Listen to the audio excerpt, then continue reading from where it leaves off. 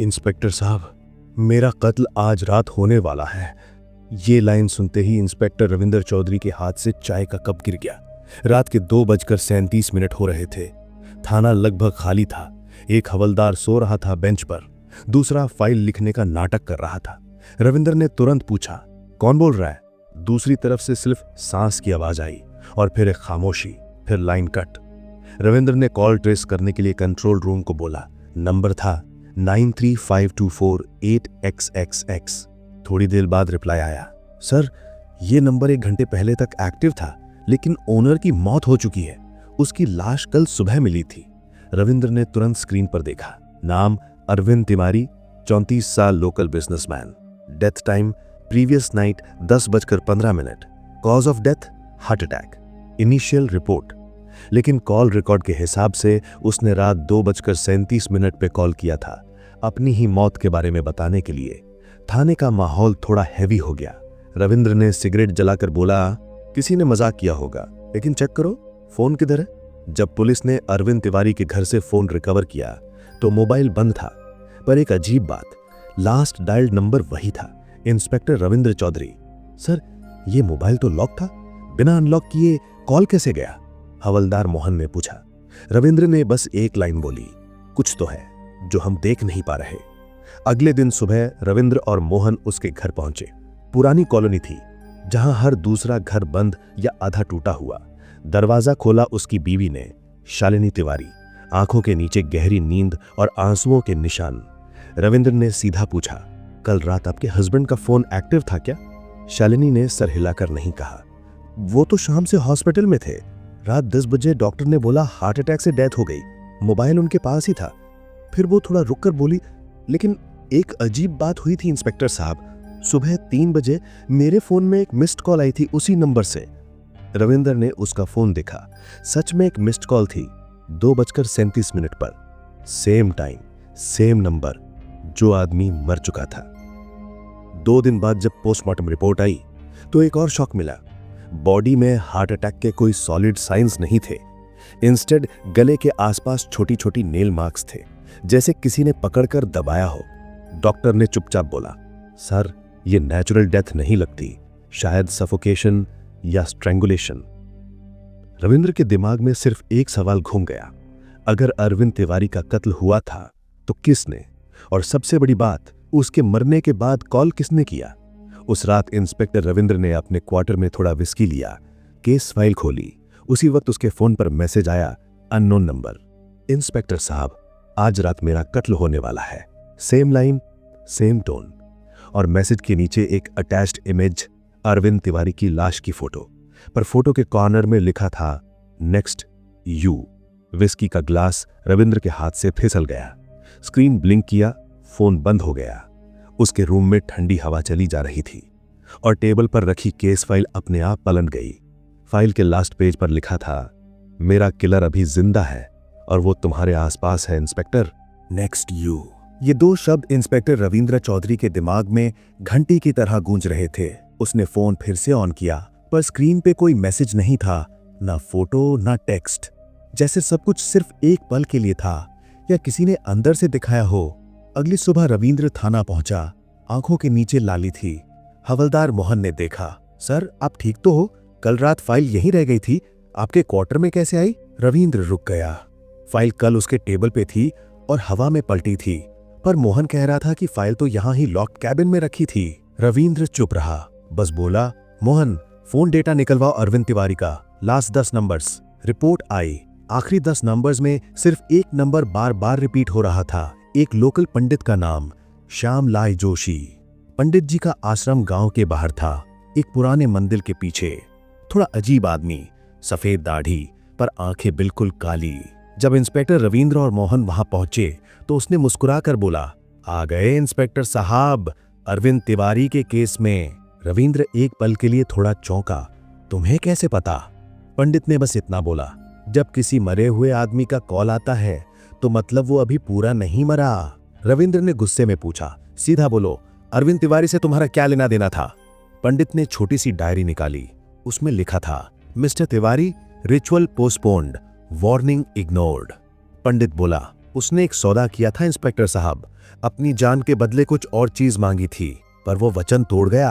अब वो कॉल करता है सिर्फ उन्हें जिनके नाम लिखे जा चुके हैं। नाम लिखे जा चुके हैं? हाँ, वो लिस्ट जिसमें अगली मौत लिखी होती है। पंडित ने डायरी बंद की और हवा ठंडी हो गई।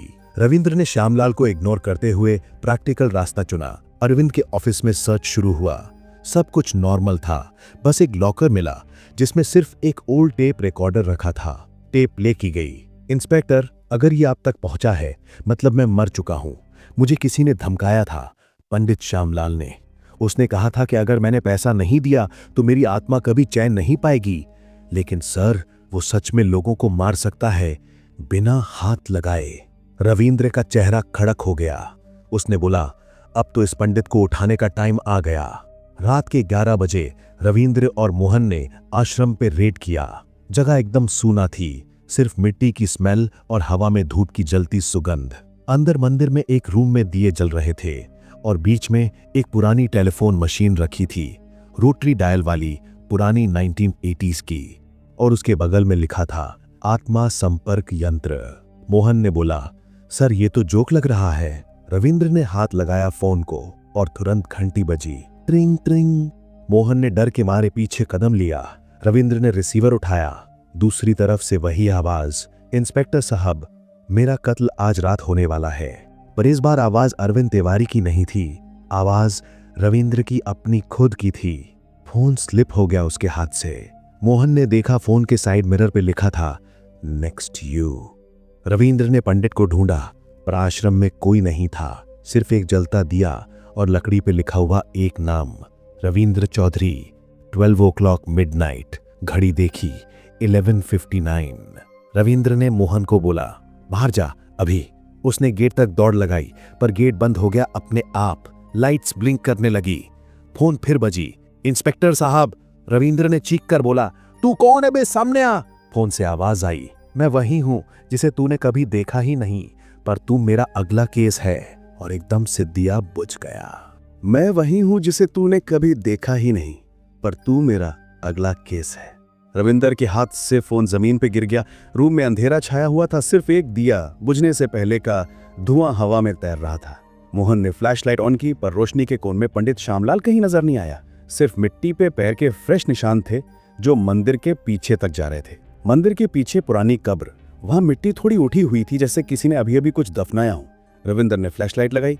मिट्टी के ऊपर लिखा था कत्ल का फोन, मत छूना। मोहन ने बोला, सर लगता है कुछ दबाया गया है। और बिना सोचे उसने मिट्टी हटानी शुरू कर दी। थोड़ी देर बाद एक पुराना मोबाइल फोन मिला, वही रोटरी डायल स्टाइल का लेकिन पुराना मॉडल। जैसे ही रविंद्र ने उसको उठाया, स्क्रीन ब्लिंक हुई। Incoming call, Arvind Tiwari. चौंक। मोहन ने चिल्लाया, सर मत उठाइए। पर रविंद्र ने बिना सोचे रिसीवर उठाया। इंस्पेक्टर साहब, अब आप मेरी फाइल में लिख दिए गए हैं। आवाज हल्की सी हंसी के साथ गई और फोन के स्पीकर से एक हार्टबीट जैसी धड़कन सुनाई दी। हर धड़कन के साथ जमीन हिली और एक लाश अंदर से हाथ निकालती हुई दिख गई। मोहन चीख कर पीछे गिरा। लाश के हाथ में वही पंडित का तावीज था। उसके नेक के पास लिखा था, जो झूठ को सच बनाए उसे मौत याद दिलाए। पीछे से एक आवाज आई, मैंने मना किया था इंस्पेक्टर, वो सौदा तोड़ गया था। रविंद्र ने पलट कर देखा, श्यामलाल खड़ा था, आंखें लाल, हाथ में दिया। उसने बोला, अरविंद ने अपनी जान के बदले सच छुपाने का वादा किया था, लेकिन वो वचन तोड़ गया। उसने अपनी मौत लिख दी और अपना केस तुम्हारे नाम लिख गया। रविंद्र ने गन निकाली। तू लोगों को धोखा देता है पंडित, उन्हें डरा के मार डालता है। पंडित हंस पड़ा, मैं कुछ नहीं करता इंस्पेक्टर, मैं सिर्फ कॉल मिलाता हूं। और उसने फोन की तरफ इशारा किया। रिसीवर से आवाज आई, रविंद्र चौधरी, 12 बजे। घड़ी देखी 11:59। पंडित में हाथ उठाया और दिया फूंक मार के बुझा दिया। रविंद्र ने मोहन को धक्का दिया, निकल यहां से जल्दी। मोहन भागा, पर गेट फिर से बंद। रूम में सिर्फ एक लाइट ब्लिंक कर रही थी और हवा में फोन की घंटी गूंज रही थी, ट्रिंग ट्रिंग ट्रिंग। रविंद्र ने फोन उठाया, दूसरी तरफ कोई नहीं, सिर्फ उसकी खुद की सांस की आवाज। फिर एक हल्की फुफकार, अब तुम समझ गए ना इंस्पेक्टर, मौत का फोन कभी गलत नंबर पे नहीं लगता। एक ठंडी हवा चलती है, दिया जलकर खुद ही बुझ जाता है। जब मोहन सुबह तक फोर्स लेकर आता है तो अंदर सिर्फ एक जली हुई फाइल, एक बुझा दिया और इंस्पेक्टर रविंद्र का फोन मिलता है। उसके स्क्रीन पे एक call alert, outgoing call 2:37 to Shalini Tiwari, Arvind की बीवी। शालिनी ने स्टेटमेंट दिया, मुझे रात 2:37 पे कॉल आया। इंस्पेक्टर रविंद्र की आवाज थी। वो कह रहे थे, मेरा कत्ल आज रात होने वाला है। केस बंद हो गया। फाइल पे लिखा गया अनसॉल्व्ड या पैरानॉर्मल पॉसिबिलिटी। थाने में आज भी रात को फोन बजता है, एग्जैक्टली 2:37 AM पे। जब कोई कांस्टेबल उठाता है तो दूसरी तरफ से आवाज आती है, इंस्पेक्टर साहब, मेरा कत्ल आज रात होने वाला है। और लाइन कट जाती है। बस हवा चलती है और थाना थोड़ा ठंडा पड़ जाता है। तो दोस्तों, अगर आपको ये कहानी पसंद आई हो तो वीडियो को लाइक करें, चैनल हॉन्टेड क्राइम स्टोरी को सब्सक्राइब करें और कमेंट में बताएं आपको क्या लगता है, ये मौत एक इंसान का कारण था या कुछ और। मिलते हैं नेक्स्ट कहानी में एक नए जुर्म, एक नए डर के साथ।